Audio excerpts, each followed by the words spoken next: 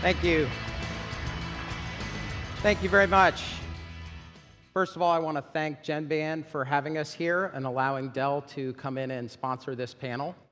We're looking forward to having the discussion around liberating the cloud. We're going to ask for questions at about 3/4 of the way through this discussion. I want to thank Ms. Norville for the introduction and taking the time to do this. We're sorry we couldn't have her here, and I'll bet there isn't a single one of you that's disappointed that you got me over her. So what I'm going to do is I'm going to introduce the panel of CIOs that are here. We have a lot of incredible talent. They took a lot of time out of their schedule to be here. They manage very large organizations, and it's a real treat to have their thoughts around cloud, how it's coming together, what they're doing within their organizations, and how they're managing a variety of interesting technologies that are coming together to develop the cloud. First, I'm going to introduce Steve Bandrowczak from HP. He's the CIO of HP. Steve?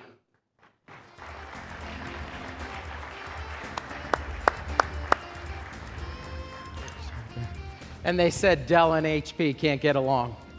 We get along great.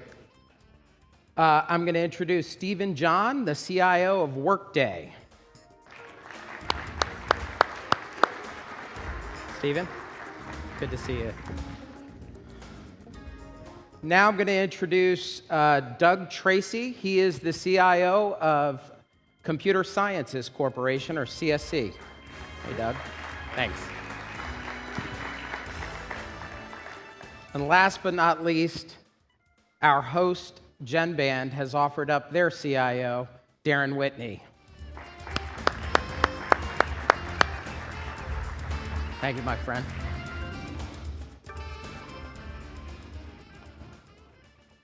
Great. So, gentlemen, thanks for taking the time to do this panel. We're going to hopefully get to a lot of information, a lot of opinions, maybe some things that you're doing in the industry today or with your current organizations. And also, there might be an opportunity to talk about how you go to market. Let's not give away trade secrets, Steve. But, so let me start off with you, Steve, from HP, Steve. What's your high-level cloud strategy at HP? Yeah, so if we look at starting from an internal perspective, delivering services to my 350,000+ internal customers, we've got to drive revenue and we've got to drive productivity each and every day. So as we look at our cloud strategy and our technology, it's those things that allow us to accelerate time to value, time to revenue, time to productivity. Great partners like Workday and Salesforce have been instrumental in helping us and looking at those areas of business and driving productivity. So we first start with how do we have a business outcome accelerated. Then we start to take a look at the partners in the ecosystem, whether it be things that we develop and put in a virtual private cloud, or look at our good partners and put something externally, or even we put something in a public domain where it absolutely helps us accelerate things like SharePoint in the cloud, et cetera, et cetera. So we have a variety of different ways that we look at it, but we really look at productivity and how do we accelerate business value. Great. Stephen, I have the same question for you. Sure, I can probably relate this question better to, I was actually Workday's 33rd customer. And the reason I went into the cloud was a very simple question that I always asked my staff. I'd always ask them if you're doing something that somebody else can do or do better than you can, then something only you can do isn't getting done. And by that I meant that all executives have more on their plate than they can ever get done in a day or a week or a month or a year. And so we as IT people needed to be looking at where did we need to be focused and what did we need to let go of. And how I defined that was anywhere where IT and business intersected, that's where we should be engaged. Anything that was just technology, we needed to let somebody else do that. And so for me, that's what drove us to the cloud, is asking that simple question, going through that simple logic, and that said, if it's a commodity, if it doesn't differentiate us, let somebody else do it. Okay, great. Doug, I have a different question for you, kind of on the same spin. Do you have a cloud-first strategy inside CSC? Yes, we do, for a couple of reasons. First of all, for some of the same reasons that were already elaborated, what we need to do today more than ever before is deliver business value much faster. So if you think about it, I think any IT person worth his salt can stand up an infrastructure, get all the technical aspects, get the software up to speed. But I think the real key is understanding what's the data, what's the business process, what's the business value, the outcome you're trying to achieve, and spending more time on that, because a lot of what IT has to do is to help pull together the business, the processes, the data, et cetera, make that all happen together. So the more time you can spend on that, the less time you have to spend on the infrastructure, so you can enable yourself to spend more time on those other key things is important. The other thing is that we look at the cloud as really being where things are going. I think IT is becoming more as a utility, as a service. The need for speed is even greater than it has ever been. And at CSC, we have also a strategy of essentially consuming the CSC services first, because we want to give our customers the confidence that we're using our own products and services, that we believe in them strongly, not because we have to do that, but because we want to do that. So we really look at going to the cloud first, using that as our default infrastructure and our default service provider. We have a cloud business unit within CSC, and that's the way we operate. Great. Internally at Dell, we call that eating our own dog food. So it's good to hear other companies are doing the same thing. I've heard of other people say, well, it's drinking your own champagne, so it depends on which side of the spectrum you're on. Depends on your perspective. Yeah. Darrin, same question for you that we started off with. Is there a cloud? What is your cloud strategy at GENBAND? And how I think it's a combination of what we'd say a hybrid cloud strategy, because if we look at our business process, we have Salesforce for lead and opportunity management all the way to Workday for HRIS. But it's, again, the same business process view that says if it's not a core competency of our organization from a delivery standpoint, customer focused, that piece is there's no reason really for me to do that internally. If it's not cost effective or if I don't have scale to do that, it's much better to be done by a third party provider. Okay. Steve, back to you. How do you prioritize the applications you move to the cloud? And are there security risks with certain things, or how do you mitigate the risk? I think, first of all, we take a look at our end-to-end business processes, and like every good CIO, constantly rationalizing what is the right application architecture that aligns to the new changing landscape of our business models. Everyone on the panel has tremendously changing business models, as you do at Dell as well. So first looking at the application landscape, we then take a look at what are those things that will allow us to accelerate things inside of our business. So for example, within my enterprise services business, we're driving very significant productivity inside the business unit, and we're looking at what are those business cycle times that we're trying to accelerate. So for me, it's where can I get the most value and where can I drive those cycle times. I haven't had I need to take these costs out and put it into a cloud, or this application and put it into a cloud. We very tightly aligned it to what are the things that we're doing to drive our transformation. And we can use cloud technology and the applications in the cloud to drive significant productivity and drive significant business transformation. So I have focused more on that than a pure technology play. How about the security piece? Security is a big, interesting area. I would say security as well as integration. As we have moved more applications to the cloud, what we have found ourselves is having to integrate more and more. Salesforce is a great tool for us, but then we need to take the taxonomy of Salesforce and then tie that to our internal order management, finance systems, receivables, payables, collections, et cetera. And when you do that, you're now starting to find yourself as a big integrator of both data elements, cloud to your internal network, and you also have very significant security touch points that you need to start looking at, not just in terms of penetration into the application, but in terms of where your data resides, how it gets backed up, your resiliency to SOCs, et cetera, et cetera. So security becomes a very large set of parameters for us as we look at moving applications to the cloud. Stephen, how about you? How do you prioritize the applications that you bring to market for your company? Sure. So you look at a set of factors. You look at what differentiates you as a company, what's a commodity, high cost, low cost, buy, build, And you kind of go through that. So if it's a commodity, you should be buying it. You shouldn't be building it. Some pieces like innovation, true programs or processes that really differentiate you as a company, perhaps they should stay internal, or if you have specific high-level security needs, perhaps they stay internal. But for the most part, in my opinion, 80% to 90% of what's in most IT shops could easily go to the cloud. And that other 10% is really what's driving innovation and growth and differentiation, and sometimes, although not necessarily, those need to remain in-house. Doug, do you see risks of putting things out to the cloud? I think there's certainly plenty of risk. I think if you go back a few years, when you look at the cloud, there were really three things that people felt there was risk. First of all was the reliability. So if you go back maybe to the middle of the last decade, people would ask, is this cloud going to be a reliable platform upon which to put applications? And I think over time, that's really been resolved. The second one was really around the security and compliance and those sorts of things. And I think a lot of the cloud service providers, including ourselves, have gotten very attuned to that. And so things like what used to be SAS 70 Type 1 or Type 2 audits, SASE 16, other sorts of compliance requirements, plus security to put in place where you have all the same sorts of things you'd have in a very secure infrastructure. You can make the cloud public or private depending on some of the needs of the actual end use, the workload that's on place in the end client. So I think security and compliance was really the second need, and that's being addressed pretty well. I think that the third piece where there is still a bit of uncertainty and a little bit of risk you've got to think through is really the integration to other sorts of services and data.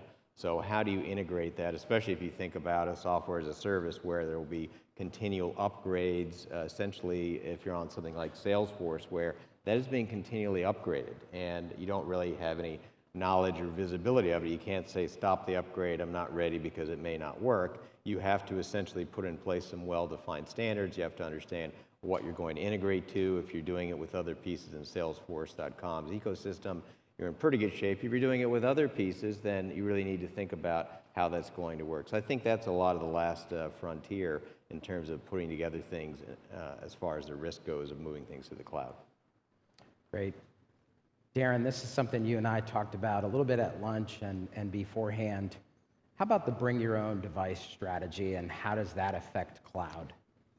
Well, it's interesting because I view BYOD as, one, they already brought the device, one, and then two, it's devices. Because, I mean, from that standpoint, I think it's, you know, if you look at it from the time and place where you used to use the pliers to turn the television set, at that same time, you used to think about, you went to an office and you were in it wasn't a cubicle, it was an office, and you had a dummy terminal going into an IBM mainframe environment that was really a cloud service, but we didn't call it that.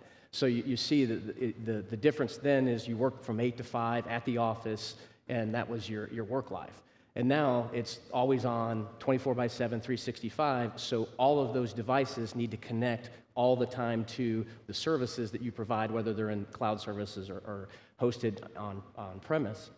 So it's more now, it's just managing, you know, browsers, you know, compatibility, operating system compatibility, that type of stuff for all those devices to access, you know, those cloud services. So it's interesting to see that we've kind of morphed back to a more, you know, a cloud-based centric view with a device being a thin client and accessing a hosted service. So based on your answer, you allow devices to attach to your own internal Well, network? you know, and that's where mobile device management comes into play, and how you're going to secure that. You know, you want all the things necessary to have, you know, safe, reliable, smart, uptime. You know, that technology Right. is now you're delivering that to many different devices as opposed to the standard image, you know, that we used to have and you'd put in the environment, and it was much more easier. It's made our job much more difficult. So. Right. Steve, how about at HP? What's your bring your own device or devices strategy? And well, let me let you answer, and then I have a follow-on. Yeah, so obviously we love the HP tablet and the HP laptop. I mean, It's a little bit different for me internally because we really try to use the devices that we manufacture and we go to market with. The reality is today we have hundreds of different options within the HP community, and we look at not only bring your own device, we look at how do people want to come to work? How do they want to communicate? How do they want to collaborate? So for us, it's beyond the BYOD. It's the how do we drive productivity for individuals? What are the types of communications? We talked about social in a previous panel. It is all of the above, right? It's about how do I get individuals to be as productive as they can. The device is only one piece of it. Now, Darrin talked about we got to deal with security and we got to deal with all the other aspects of IT.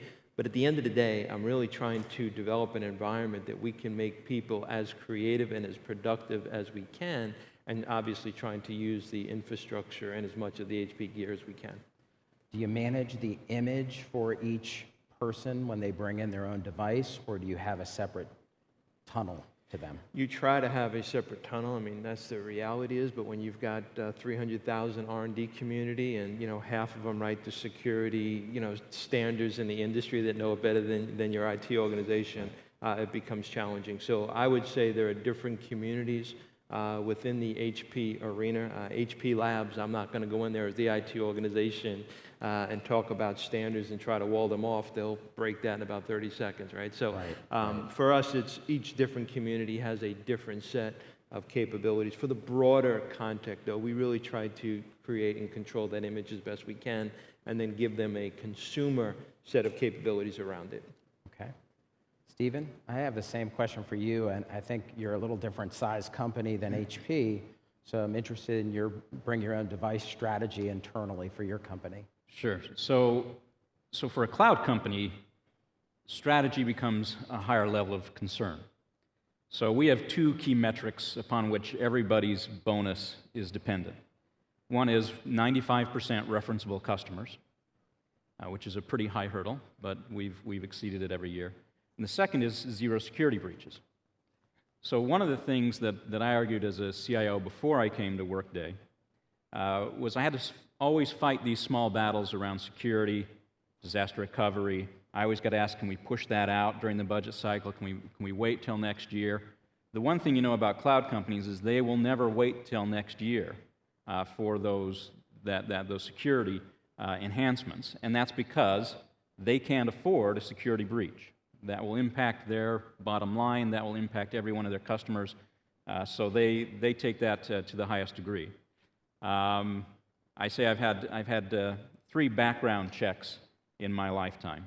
When I adopted my son, when my father became the CIO for the FBI, and when I went to work for Workday. So we take security very seriously. So we're not as liberal around the bring your own device. However, I really like the idea of bring your own device. When I was a CIO at H.B. Fuller, you'd walk around and all the young people would have 2 devices, 2 laptops at their desk. One was the one I gave them, which they didn't use, and one was their own that they brought in and they did all their work on. And so the world is shifting there. Those companies that have a higher concern for security, Workday in my example, my father, when he was a CIO for the FBI, he had 2 terminals. One was the highly secure one, and one was a little bit more liberal than that. So it will depend on the company. Some companies will be able to embrace it and embrace it easily and should. Others will take a more secure path. Interesting. Doug, I have the same question internally for you at CSC, the bring your own device strategy and risks associated with that. Yeah. Well, I think, first of all, it's something like a lot of issues for IT these days. Either you have to try and get out in front of it, enable it, embrace it to a certain extent, or you're going to be left behind with an even bigger problem. And that problem would be people using technologies like Dropbox, et cetera, sending confidential company information to their personal accounts, using their devices completely out of your control. So the more you can enable those sorts of devices, then the more you can actually bring some of that back into a more controlled environment where you can do scans for all sorts of things like viruses, other sorts of intrusions. You can keep some control over where the data is stored, both at rest and then in transit, where it's going to and from. So I think you need to do that. And so what we're doing at CSC is looking at how do we put in place the type of environment where we have various degrees of trust. And it's based on a number of things. It's based on the person, so who you are. It's based on the device that you have. It may be a device that was completely imaged by us, procured by us, And so we feel that it's pretty trustworthy, or you may have a personal device. The other thing will be, what information are you looking for? And then finally, your location. Because your location, it could be that you are in a certain location where, say, I'm a U.S. citizen and there's certain data I should have access to because we work on a lot of U.S. government work. I can get access to that while I'm in the U.S., but I can't export that data. There are many companies in Europe with some very significant data privacy requirements about who can see that data, when can they see it out of the country, et cetera. So you have to take those into account and put together an architecture that will support those devices with varying degrees of trust, depending on, is it a device that you have, is it a device that you have registered, scanned, and then put something on, or is it a, say, completely untrusted device like you might have with, say, a board member. And those are some of the devices that, try telling a board member that they can't bring their own device to the board meeting. Good luck with that. So you need to make sure that you have some way to get them some of the access that they need, but on the other hand, safeguard some of the company information. Yeah, in my business, tell us a 4-star admiral. You can't do that. Yes, I can. I can do what I want. I can blow up a small country if I need to. Talk about costs of moving to the cloud. Do you see, Darrin, do you see savings? Did you see savings right away, or did you have to build it and then drive costs down? Well, I think, one of the benefits of the cloud infrastructure, it's really managing your capital versus OpEx. I mean, that's the play, because most of the time, as IT professionals, you're constrained with resources and budget, and you're managing the difference between, that initial investment, and you don't have that when you go to a cloud infrastructure per se, versus, it's an OpEx cost. And as we move forward, you're going to distribute that over time. But I think the benefit from that standpoint, a lot of times it forces you to you don't have to worry about a data center refresh or a refresh policy because you've embedded that into your OpEx costs on a run rate versus, a capital investment on the initial moving into. Cost savings is obviously that would be the incremental, refresh, on an ongoing basis for, the 3 to 5 year life of that asset. So, for us, we did, depending on, whether it would be Workday or Salesforce, you've grown into that environment. You started off with lead and opportunity management Salesforce, then we put quoting into that. It's really a platform. Versus Workday is a little bit different, is that, it's more, HRIS, I know they're coming out with financials, but we use another integrated ERP system, but you traveled into that much more different than an initial Big Bang theory as far as implementation is concerned. So it really saves you on that initial, getting into the environment. Right. Same question, Steve. I want to talk about I think there's a cost. couple of components of cost, no different than data sourcing, data networking outsourcing, or, networking outsourcing, or desktop outsourcing. There's a couple of different components when I look at cloud. You got the transactional cost, which is, a CapEx to OpEx model, and you look at that, and clearly we can see savings. But you got other aspects of this. No question at the end of these contracts, they will end and something needs to happen. They need to come back in. You need to be able to transform them back inside, no different than a big data center contract. We have integration costs that we need to think about and look at. We have security costs that we need to think about and look at, as well as, we had to build, how do you manage providers and partners in this space? It's not, regularly in our DNA as the IT community to build those types of communities, and that just takes time. So I think there are other aspects of costs other than just the CapEx to OpEx. Overall, it's been very positive for us, and our customers, as they've moved, clearly are positive. But, it depends on where you are in your maturity as an organization to be able to manage these things, to be able to integrate these things. Contract management is a big component as you start to look at cloud capabilities. So I don't think it's as clear-cut as just CapEx to OpEx. You need to look at it overall. And for me, it's been very positive, right? It's been very significant. But the biggest piece for me is really that time to value on the business side. I want to emphasize that, over and over again. We talk about IT costs, and most of us are running anywhere from 2 to 5% of overall revenue as a percentage of IT costs. You got 95% of your business costs that's outside of IT control. And if you can drive 10, 15, 20% more productivity in your business, you can gain some really significant value if you do that fast. That's why we chose Workday and we chose Salesforce. It wasn't just Salesforce versus CRM or Workday versus somebody else. It It was our ability to transform the business and get business value at a much greater rate and pace than we could have done if we had done that internally. By the way, when you do that, you force very significant business changes very quickly because you've got to move, right? And that's where I think the big value is, and we underestimate. We try to look at this cloud thing as a technology shift. If you look at it as a business shift, and you look at it as a process shift, and you look at it, how can I drive value for my business, I think you got a different lens than just a pure CapEx topics. Right. Stephen, let's talk about what you wouldn't put on a cloud internally at Workday. So I think the tougher question is I think we're starting to see expectations built up at the C level. So if I step back from Workday and go back to H.B. Fuller, I had pushed almost all the systems into the cloud, but we had a global chemical manufacturing system that needed to be replaced. IBM was telling me the version we were on, which hadn't been updated since Y2K, wouldn't run on the new operating system for the S400 that would be put out in 2013. So given the long runway on large ERP projects, we had to start moving on that. And I went to the CEO and talked to him about that, and his response was very interesting. He said, I've been through 2 ERP projects in my lifetime, and I never want to do another one. And he said, they run over, they're very distracting from what we're trying to accomplish. And he said, I don't want to do it. And then he said, if you can guarantee it'll be as fast and easy as Salesforce or Workday or some of these other cloud projects you've done, I'd be happy to do it. And I said, well, it doesn't exist. We don't have a global chemical manufacturing system in the cloud. And so his response was, then we're going to push it out past my personal planning horizon. Which is a pretty subtle way, or not so subtle way, of saying that's the next CEO's problem. But really, the more disturbing underlying piece of that was he was willing to take the company to its knees instead of going through the pain of an ERP implementation.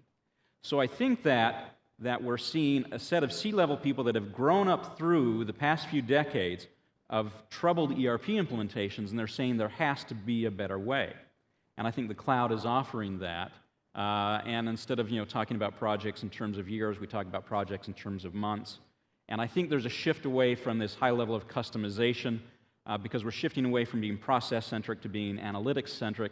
So people are more concerned about differentiating around the data that they can derive out of their systems as opposed to the differentiation around the processes and the high cost of customizing those processes.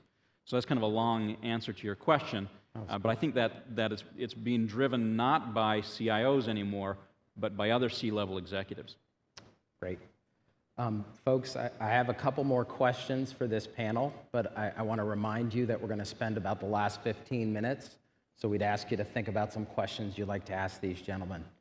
So in a second, Doug, does moving to the cloud imply that you lose control at the IT level? And if not, how do you maintain the control? Well, I think certainly it can be a problem, and that's where the IT department really has to get out ahead of this, because if you don't kind of put that in, if you don't have something in place to enable the business with what they're trying to accomplish, then what happens is you can get into the scenario that I describe as you get, the VP of Sales and Marketing, meets this, hot new social media application vendor in the cloud. They decide to tie the knot, form a glorious union here, and then they come to me in the IT department as a last resort because, oh, by the way, we have to, open a port in the firewall, enable some connectivity or something. And not only do they want me to bless the union, but they want me to pay for the wedding as well. So they want me to be responsible for security, scalability, reliability, compliance, all these other things. So you end up being a person who says, no, we need to wait, we need to do this, you need to give me some time, we've got to analyze this, I need to put it in my portfolio, we're not ready, we haven't looked at it, we need to do the SSE 16 audit, somebody needs to visit their data center, all these sorts of things, and they don't want to hear it. So I think as IT, you can easily lose control unless you're getting the business together to say, look, here's how we're going to go to the clouds, here's a process that we can follow with these vendors if you're looking for software as a service type of model.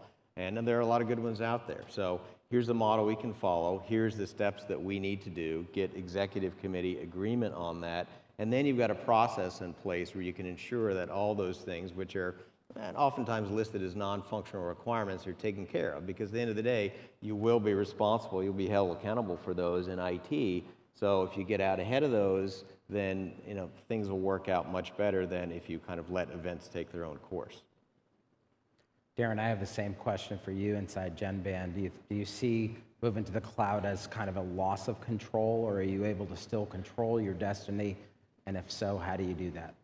Well, I take the similar approach. I mean, you're accountable as an IT professional. I mean, if you're a major airline, domestic, and you shut your business down for an entire day, that's the CIO's, career is over. It's one of those things that you cannot transfer that accountability to anyone else. So I take the same approach that, from a control standpoint, it's the same as outsourcing. You can call it a different word, but, you go to the technology, you call it hybrid cloud, whatever you want to call it. But at the end of the day, that service model, the contracts, the security, everything, how you move data, is data encrypted? You mentioned all those same types of things, that's your responsibility at the end of the day, and you can't transfer that. So, again, if it's cost effective and it's not a core competency of what I'm going to do, is you're getting that circular loop that says, if I do the analysis right, I take only what's not strategic to me as an application, I manage that as any other third-party contract that I have to manage, it's going to be successful. But if not, I'd always go into it with an exit strategy. Because, at the end of the day, you're right. The contract does come due, and you need to have another alternative at the end of that. So. Right.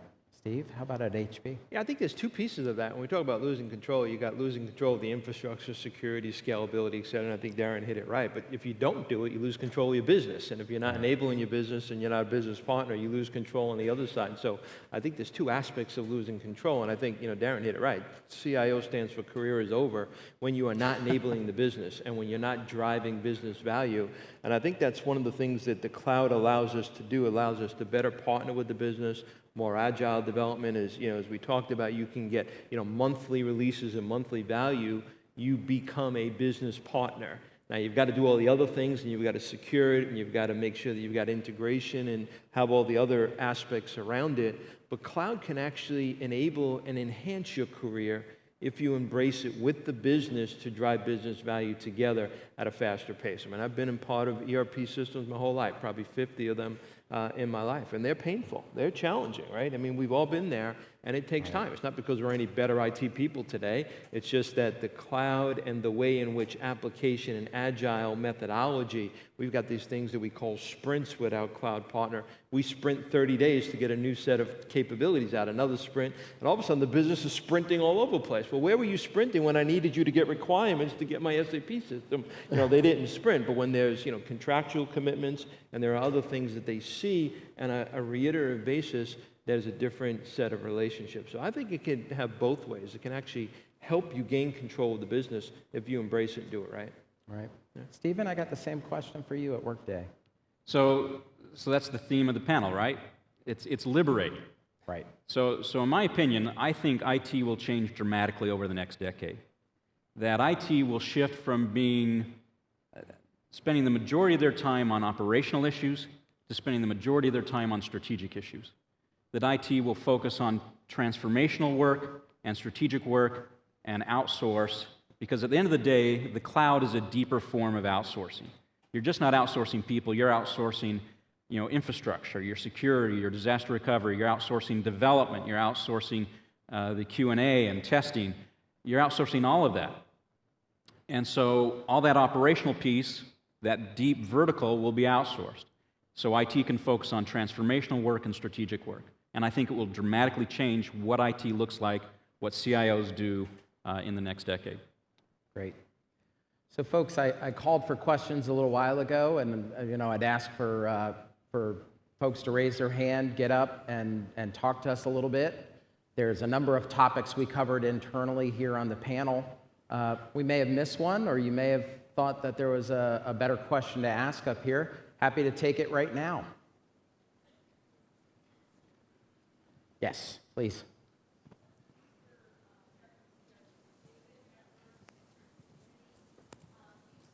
We've got a mic coming to you right now. There you go. Go ahead. Hi. We are starting to see the rise of gigabit communities in certain parts of the country, and I'm curious if you see new opportunities for outsourcing as these communities start to come along, and how does that change the network infrastructure? Do you end up with data centers in these individual communities to support specific new applications in those communities? Good question. Doug, you want to take a crack? Well, I think you could. I think one of the things that you're starting to see is, on the one hand, you start to see lots of different sources of data being pulled together, sort of on the side of all the different data sources you could pull together. Well, now we're also seeing sort of many consumers of this data. If you look at things like location-based services, et cetera. In some ways, I think you might look at maybe not physical data centers per se, but the network itself become almost like a virtual data center, because you can't really have too much data at rest that you're pulling together. It's got to be coming together at a context. And so what is the right location for a data center? I mean, the cost of computing is going down practically to zero. The cost of storage is going practically to zero. Bandwidth costs continue to come down. So the real issue becomes, I think, how do you actually bring all that information together at the point of presence where that end consumer is, whether it's a business person or a consumer. So I think there are huge opportunities to look at how that comes together, and that's essentially a scale business. But I don't think it's so much about where the data center is located. It's about how can we get the right information pulled together where you need it, because where an information is stored, even if you're half a continent away, it doesn't take that long to get the information over to you. The critical thing is the processing to say what information is critical to that person at that time. What are they doing? What information do they need to know? What is the context for that information? Thank you. Other questions? I'm going to stand up so I can see this side of the room. Yes, right here in the front.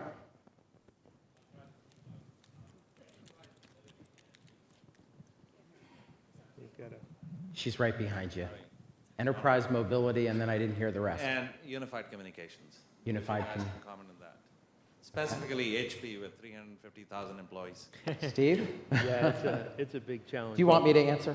Yeah. No, it's a big challenge. But if we think about unified communications and how I'm looking at it, the reality is I'm looking for what I call event-driven collaboration. Something happens within our supply chain, something happens within our customer engagements, something happens within our employee engagements, and then we're looking for collaboration on that particular event. Whether it be a order processing system, whether it be collections, R&D, whatever it is. And the reality is today, unified communications for me is how people want to communicate on devices they wish to communicate to. So we absolutely have a UC set of delivery, both from our HP to our customers, as well as internal around contact center. We made a big announcement earlier today with Avaya. We do the same thing with Microsoft, and we do the same thing with a variety of our business partners around UC. And be honest with you, I have to take all of that ecosystem and say, how do I then get the best user experience to my end users and, oh yeah, by the way, my end customers. Just like Doug, we're delivering big infrastructure for our customers as a CIO. You want to have the ability to take a look at what is happening inside your business processes. When that event happens, I want to be able to collaborate with you in the way that you want to be collaborated to as a customer. So UC is a big part of my strategy to create that rich customer experience, as well as my internal experience with my employees. I think I would also add that people used to talk a lot about work-life balance, and today I think it's more about work-life integration. You're trying to integrate a little bit of your life between the work that you have, because I think like most of the people on the panel and a lot of I've got people that work for me on 6 continents, maybe a 7th. I mean, we could have CSC customers that are in Antarctica because we do a lot of government work. So you think about that, weekends here, they're work days if you go to places in the Middle East. So trying to integrate what happens in your personal life with your work life so that you can spend some time with your family. What that means is that you've got to have a lot of the information, the ability to communicate, to do conference calls, see presentations all the time. So whether you're on an airplane, you're just getting back from a kid's soccer game, whether it's during the workday and you've got some of your colleagues out there, you've got to try and integrate this. So I think that's where a lot of the unified communications come into place, because you're going to have multiple devices. You're going to want to see a lot of the same rich content. You're going to want to be able to get it pretty fast and varying conditions of connectivity, bandwidth, et cetera. And you want to be able to do that whenever you need to, not necessarily whenever it was convenient in the office like before. And I guess I'd be remiss to say we drink our own champagne as far as that's concerned, and in about 10 minutes you can walk outside those doors and they'll be more than happy to show you our unified communication products. So. There you go. Any further questions? Oh, you're the mic lady. We have one back there? Yes, okay. we do. Okay, please go ahead. Thank you. Often the 5-year total cost of ownership doesn't work out in terms of cloud deployment of applications. So my question for the CIOs on the panel is, what are the other reasons, besides the numbers, that are compelling to you to move applications to the cloud? And unified communications was just being discussed. That's one of them. Good question. Stephen? So I had, back in '07, when we first moved to the cloud, when I was at H.B. Fuller, I had debates with Forrester Research around this, because the 5-year model really doesn't work.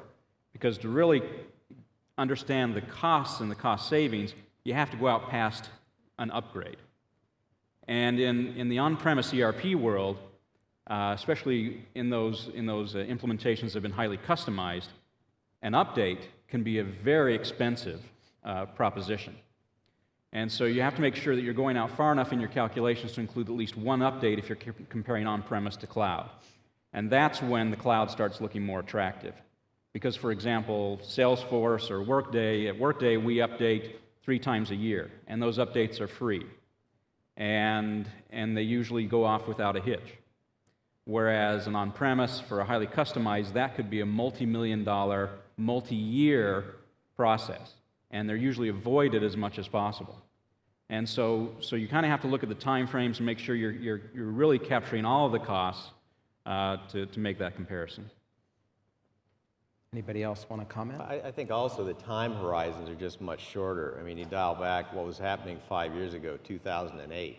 So, that was big recession globally. So you think about these 5-year total cost of ownership. I think what people want now is speed and flexibility, which is why the utility model is so appealing, which is what the cloud is based on. So provisioning, deprovisioning assets as you need them. Boy, I think a lot of CIOs would have loved to have been in a cloud-based utility model back in 2008 as their business was dropping down. I was in a manufacturing company at the time, and one business unit had a drop of 70% in just a few months. They were selling construction equipment, or at least parts that would go on construction equipment vehicles, and it just dropped off, it just dried up. It would have been great to have had a model where we ramped down. So if you look at sort of a big upfront investment, CapEx, where you put together this 5-year plan and everybody has their nice growth curve, that just doesn't happen anymore. I mean, things will change all the time. People may not even be at the same company in 5 years. So I think having that model where you can align the cash, you can align the expense from an accounting standpoint, and you can align the benefits, revenue, and profits is a great model to be in. So I think that's a big driver to push towards the cloud, that flexibility, because that is worth, in many cases, a lot more than you might have a great business case. But what are things going to be like 5 years from now? And I'll tell you, if you can predict that, you're in the wrong business. You ought to be a day trader. Steve, any comments?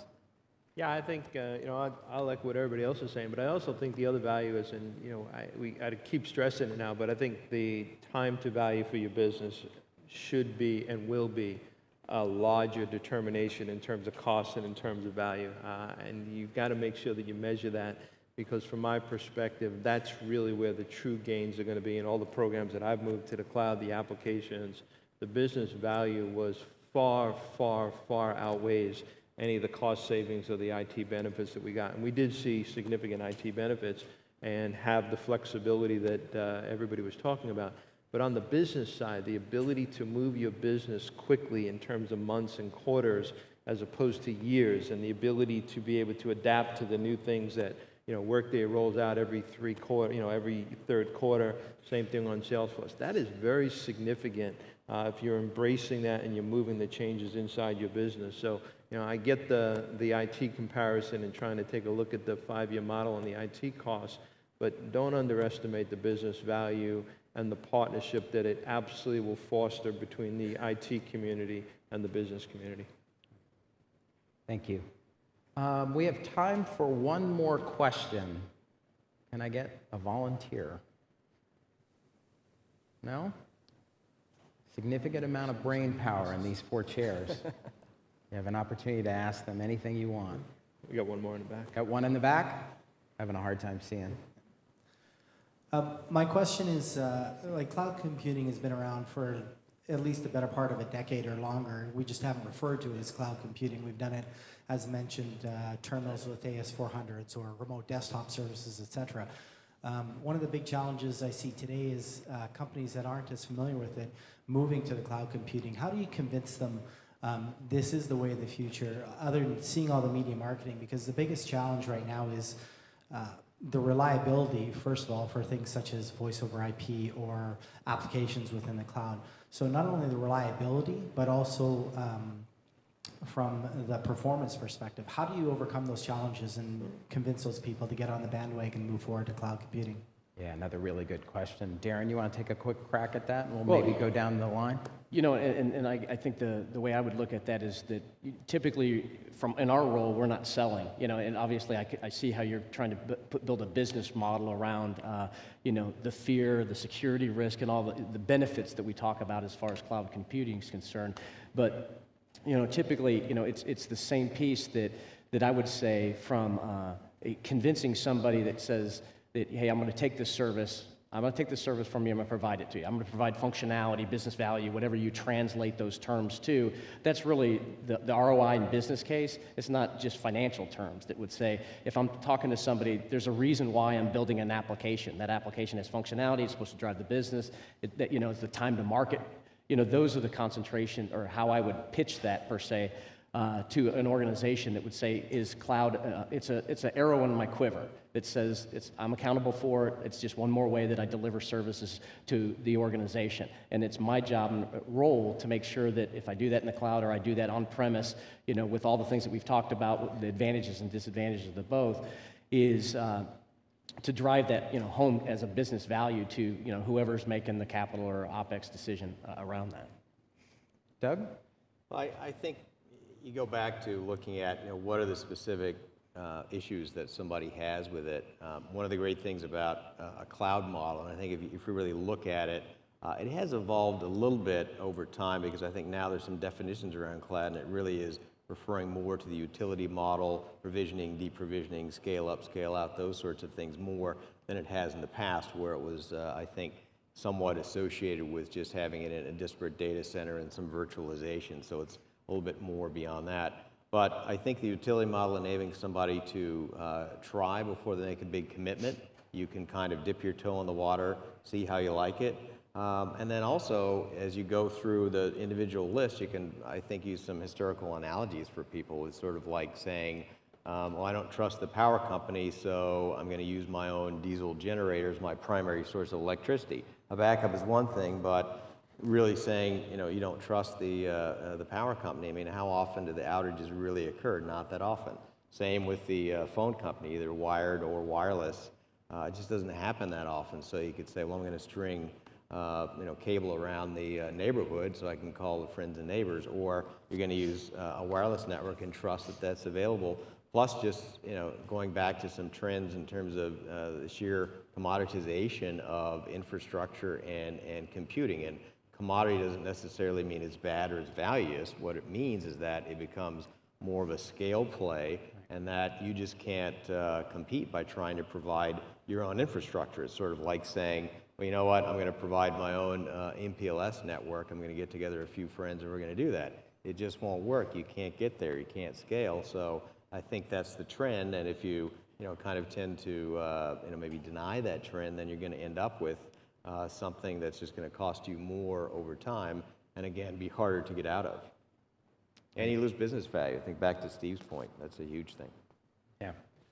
So, lastly, in closing, I want to thank the panel members for sharing their time, their very valuable time with us all here, Darrin, Doug, Stephen, and Steve. I appreciate their time, and on behalf of Dell, thank you, and I want to turn it over to Charlie, who's going to come out and tell you about the rest of your afternoon. Thanks very much, everybody.